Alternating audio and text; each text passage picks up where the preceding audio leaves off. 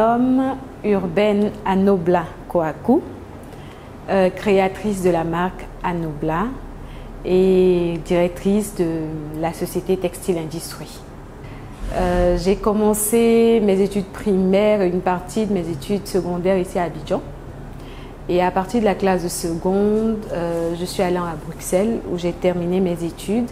Alors j'ai une formation de pharmacienne à la base. Donc au bout de quelques années, j'ai tout abandonné pour la Côte d'Ivoire. J'ai voulu investir, étant passionnée de mode, je me suis lancée dans le textile d'abord, où j'ai lancé la première structure Textile Industrie, qui est spécialisée dans la conception et la création de tissus. Et ensuite, j'ai créé la marque Anobla pour développer nous-mêmes, enfin moi-même, les tissus qu'on crée et tout. Le but est d'introduire tous nos motifs africains dans l'industrie du prêt-à-porter même. Donc pouvoir retrouver nos motifs dans toutes les matières textiles qu'on peut trouver dans l'industrie du prêt-à-porter. Voilà.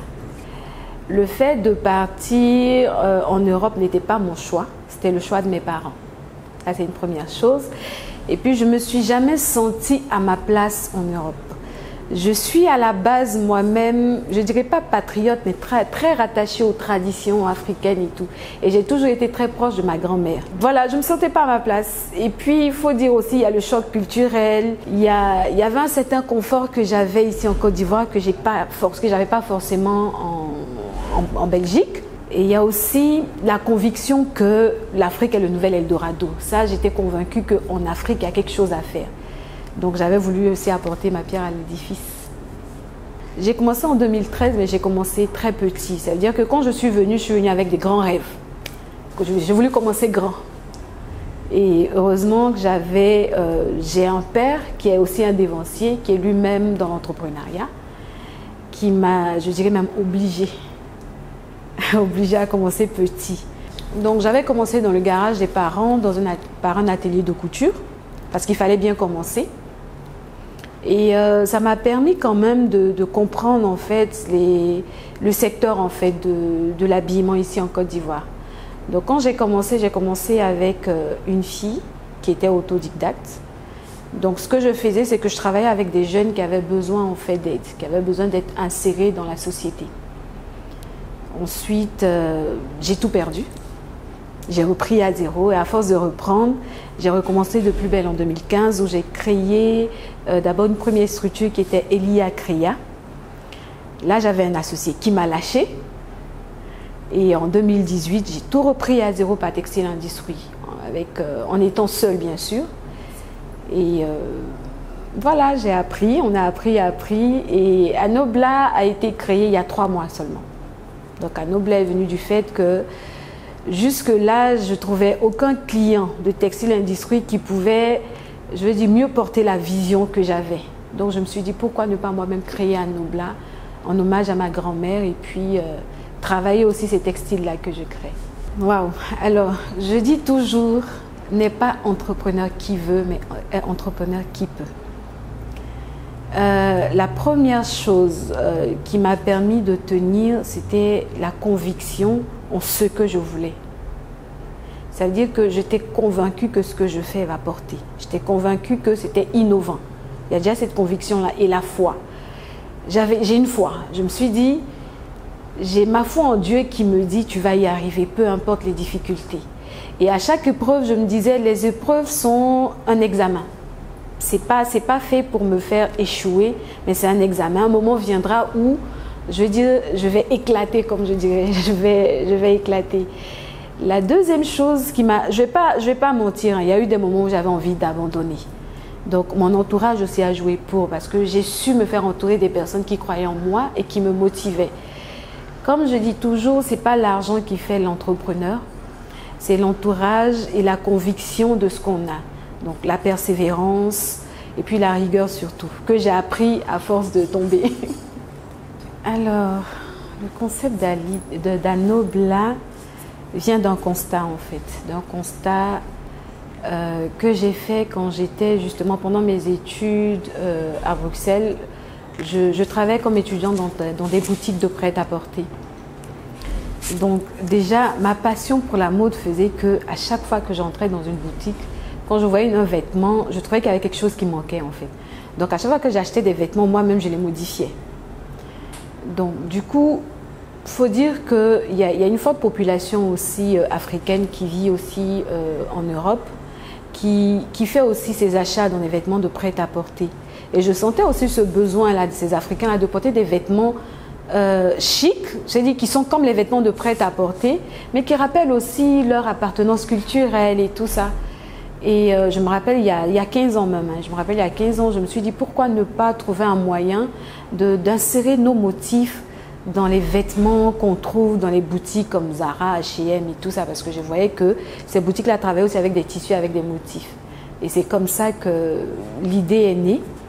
J'ai commencé à mûrir. Entre la concrétisation et le jour où l'idée est née, il y a eu du chemin. Il fallait apprendre, il fallait comprendre comment ça se passe. Il fallait bien commencer par quelque part. Et voilà, 15 ans après, Anobla est née, je dirais. Alors, la plus grande difficulté que j'ai rencontrée pour Anobla, c'est au niveau de l'expertise déjà.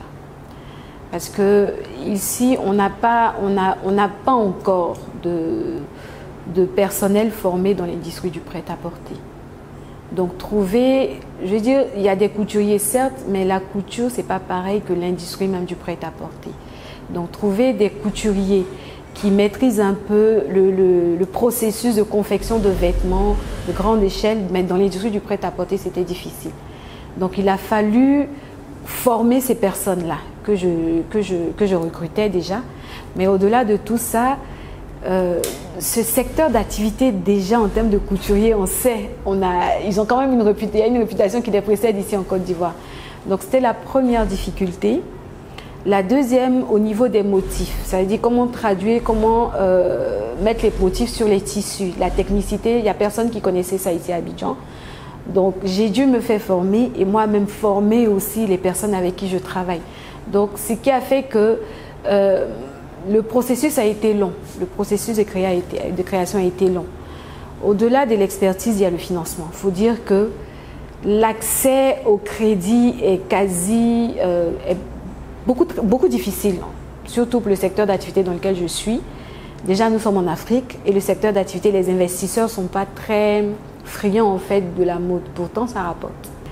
Les difficultés en tant qu'entrepreneur, je dirais, c'est... On n'est jamais préparé à être entrepreneur. On n'est jamais formé à être entrepreneur. Donc, les difficultés, c'était plutôt au niveau de mon ignorance, je dirais. Le fait de ne pas savoir comment commencer ni par quoi commencer. Il y a aussi au niveau juridique. On n'a pas vraiment de suivi ou d'accompagnement à ce niveau-là en tant qu'entrepreneur. Et on a tout le monde ici qui croit qu'un entrepreneur, c'est quelqu'un qui se fait tout de suite beaucoup d'argent. Donc, en frappant à des portes, les portes ne s'ouvrent pas facilement parce qu'on se dit on est entrepreneur, c'est un acquis. Donc, déjà, repartir à zéro, parce qu'à l'école, on n'apprend pas. Tout ce qu'on apprend à l'école, ben, ça ne sert pas dans l'entrepreneuriat. Donc, c'était plus ça, en fait. Il y a déjà le genre. Nous sommes dans un pays où il y a une discrimination au niveau du genre. Une femme entrepreneur doit faire 2 fois plus qu'un homme entrepreneur. Une femme doit prouver qu'elle a les compétences. Une femme, quand elle rentre dans son bureau, on voit la femme. On ne voit pas la femme compétente. Il y a des propositions indécentes auxquelles il faut faire face.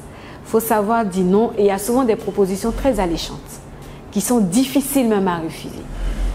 Et c'est la plus grosse difficulté en fait. C'est-à-dire que quelle que soit ma compétence, quel que soit mon diplôme, quel que soit ce que je suis capable de faire, je suis dans un pays où l'homme verra la femme que je suis.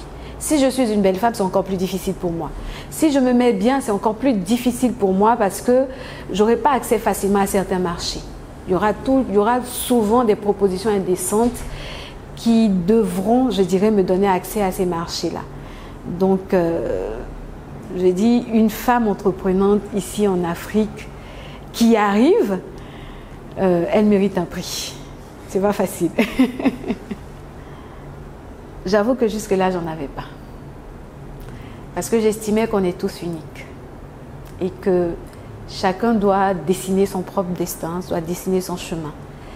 et que un modèle de réussite est peut-être un exemple, mais je vise tellement loin que je suis le genre de personne qui me dit toujours un modèle de réussite c'est trop facile parce qu'on ne sait pas ce qui se cache en dessous de la réussite de chacun. Jusqu'à ce que je participe à AWF, ça veut dire une formation, un programme de leadership. Et aujourd'hui, je dirais mon modèle de réussite, c'est la présidente de cette fondation-là, par rapport à ses convictions et jusqu'où elle est arrivée à son âge. Je veux dire, à son âge, j'en connais pas qui ont pu accomplir ce qu'elle a accompli, qui ont pu faire autant de sacrifices qu'elle a fait. Donc pour moi, un modèle de réussite, c'est une personne qui croit en ce qu'elle fait et qui fait tout pour y arriver. Pas forcément parce qu'elle a réussi, non. C'est le chemin de ces personnes-là qui est pour moi un modèle de réussite. Donc je dirais Madame Sephora Kodjo. Alors, mon ambition est tellement grande que quand j'en parle, il y a certains qui rient. Mais ça reste mon ambition. Il faut être fou, comme je dis. Alors aujourd'hui, je vois Anobla comme une grande marque de vêtements. Enfin, pas aujourd'hui, plus tard. Hein, comme une grande marque de vêtements qui se positionnerait comme au niveau de, je dirais, Versace, par exemple. Voire même plus que Versace. Voilà, c'est vraiment ça mon ambition. Je ne veux pas me limiter à faire du prêt-à-porter et vendre. Je veux que Anobla soit marqué de génération en génération. Alors, le conseil que je leur donnerais, ce serait d'abord de croire en ce qu'elles veulent faire. C'est le plus important, avoir foi. Parce que quand on veut entreprendre, c'est qu'on a une vision. Quand on a une vision, on a forcément des gens qui ne vont pas nous comprendre. Alors, c'est croire, peu importe les difficultés, peu importe ce qu'on dira à côté, c'est de croire parce que c'est la foi en ce qu'on veut faire qui donnera de la force, en fait, qui donnera d'accomplir en fait ce qu'on veut faire. C'est tout. C'est y croire, être persévérant et être déterminé. Aujourd'hui, avec l'expérience, j'aurais fait la même chose avec les mêmes erreurs. Pourquoi? Parce que ces erreurs m'ont appris, m'ont formé et m'ont permis d'apprendre en fait sur le terrain.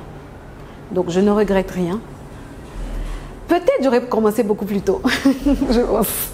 Peut-être j'aurais commencé plus tôt, mais le parcours, non, je ne regrette rien. Même les épreuves m'ont appris, même les erreurs m'ont appris. Je ne regrette rien.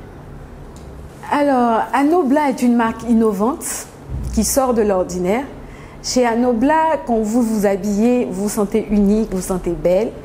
Anobla est une marque qui prône aussi l'entrepreneuriat, je dirais, le leadership surtout. Voilà. Nous travaillons nos textiles, nos motifs africains et on peut les porter partout. On peut faire tout ce qu'on veut avec les vêtements Anobla. Alors, Anobla est situé à la Riviera 4, non loin de la SIAD. Nous sommes facilement localisables sur Google Maps. Nous sommes joignables au 72 39 39 42. Notre page Facebook, c'est tout simplement Anobla. Notre page Instagram, c'est anobla.ci. Et puis, nous avons un site internet qui est en cours de construction, qui est www.anobla.com. Alors, je remercie Femmes Noires de l'Ombre, qui est une très belle initiative parce que notre continent regorge de beaucoup de femmes battantes qui ont besoin d'être mises à la lumière, qui ont besoin d'être connues et d'être encouragées. Merci à toutes ces personnes-là qui contribuent, qui font en sorte que ce programme-là soit et continue et se perpétue. Et je remercie toutes les personnes qui m'ont aussi encouragée, grâce à qui je suis là aujourd'hui. Merci.